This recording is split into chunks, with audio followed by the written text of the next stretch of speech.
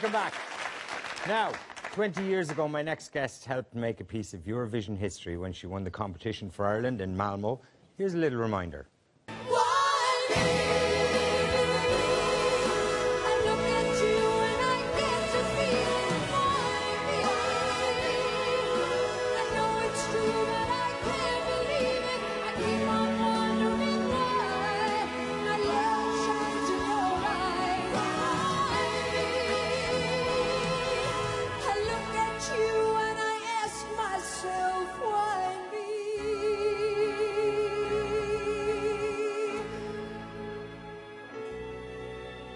Why me?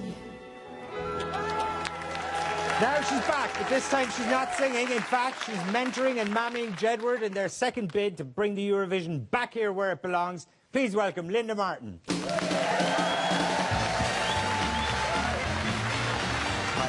How are you? It's fantastic. Give us a twirl there. Doesn't she look amazing? For a woman of 87. 92. 92, sorry. I thought you were still lying about it.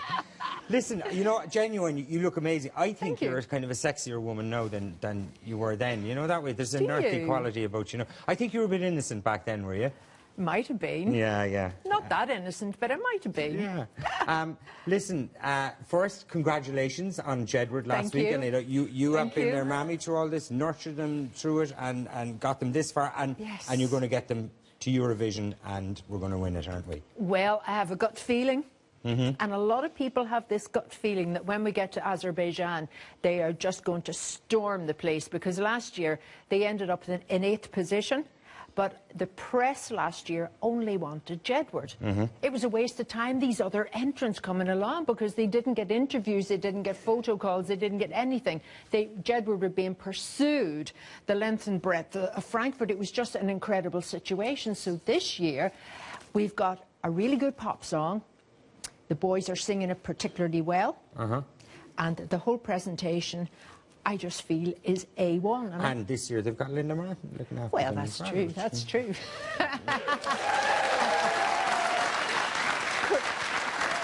I'm sort of cracking the whip, you know, and... stop, no, now you're exciting me. That's good. I thought it might. I'm going to enter Eurovision next year. And I crack the whip at you then. Yeah, I'll wear a schoolboy's uniform, short pants and very nice, very nice. So listen, of course you have great experience in Eurovision. Yes. So we were looking at Malmo there 20 years ago. It's hard to believe it's 20 years ago. Would a classy song like that, written by Johnny Logan, of course, sung by a classy lady, would that win Eurovision anymore now? Or it would. It really would. Is it not all about kind of... No. And I know where you're coming from, because we went, whenever they got rid of the orchestra and they found they could use backing tracks which reproduced the sounds, the modern day sounds, if you like, things started to change, and we ended up with a 3-minute cabaret show, really. But if you look back over the last number of years and you look at the top 5 or the top 10 placings in Eurovision, you'll find that there's a ballad in there, a very simple ballad sung by male or female, it doesn't really matter, but a very simple presentation. So I honestly believe that if you've got the song, it sort of transcends. It sort of goes over ages, it goes over countries, it goes over everything. Right. So like next year when we're having it in Dublin, and of course we're going to want to win it on home turf. Of course. We get Johnny to write a song and we get you to sing it. You've got it in one. I think it would be a great idea. Perfect. But he is the man.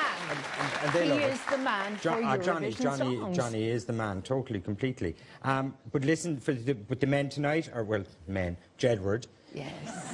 I've spent maybe 7 net in my life, 15 minutes in their company, and I'm still exhausted from it. I haven't been right since.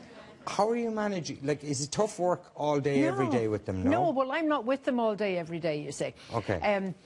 I met them 3 years ago, and I got a call from Louis Walsh who said, look, I've got my eye on 2 young guys who I think are going to be enormously famous, he says, but will you take them in and do a crash course in show business with them?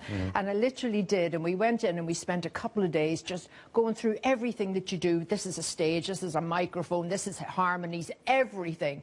And I was just amazed at what they took in. And then they started to put it into practice as they went through that X Factor situation.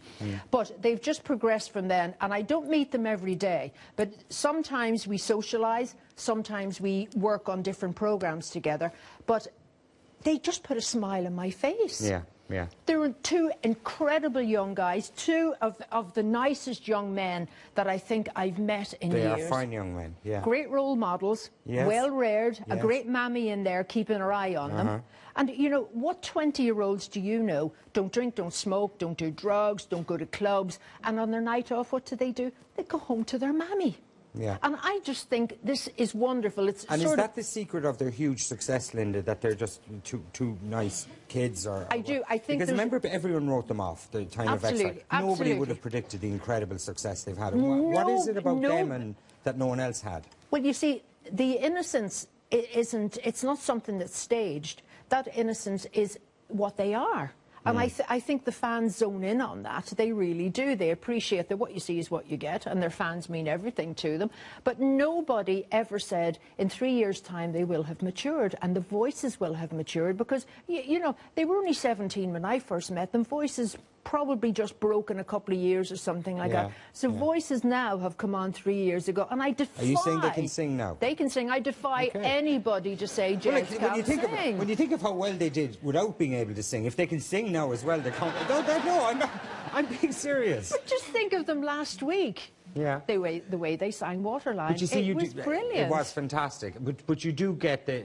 I don't know. There's people out there who don't like it or don't see it for what it is. Like I know Brian Kennedy, he used to be a singer, I think. And did you see him tweet? Brendan. What? Didn't you? He did used to be a singer, didn't he? He's a judge on a talent show now. Brendan, as we were. And you were a singer one time as well. What are you talking about? Brendan, you were a singer. I was never a singer of the calibre of a Brian Kennedy or a Linda Martin. Brian Kennedy is still a fine singer. What was that tweeting about? And, you know, saying... Well, I mean, I don't tweet or do anything. Feel sorry for Jedward. Is he jealous of them, or do people just... I hope not. And do you know something? My motto is say nothing. Yeah, okay.